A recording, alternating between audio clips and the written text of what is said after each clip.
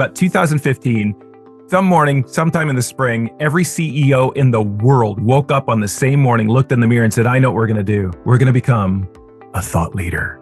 So they all decided we're having a hard time differentiating. We're having a hard time standing out in the marketplace. We're having a hard time getting premium pricing for our solutions. And so they all kind of woke up with the same mandate, the same idea at the same time.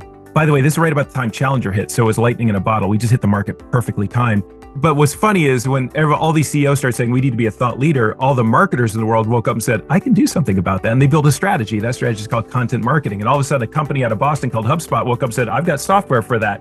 It's called marketing automation. So now I've got technology to make good on a strategy to help create an outcome. And so we all just started creating massive amounts of content in the name of thought leadership and just started spamming the world with how smart we are.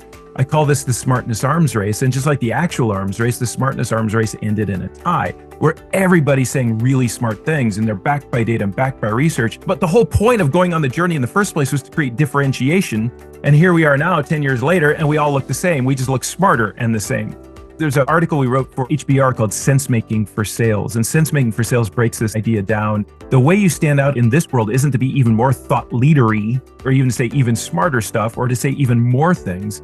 It's to help customers just make sense out of all the content that's already out there. They're overwhelmed with not just high quantities of information, but high quantities of high quality information.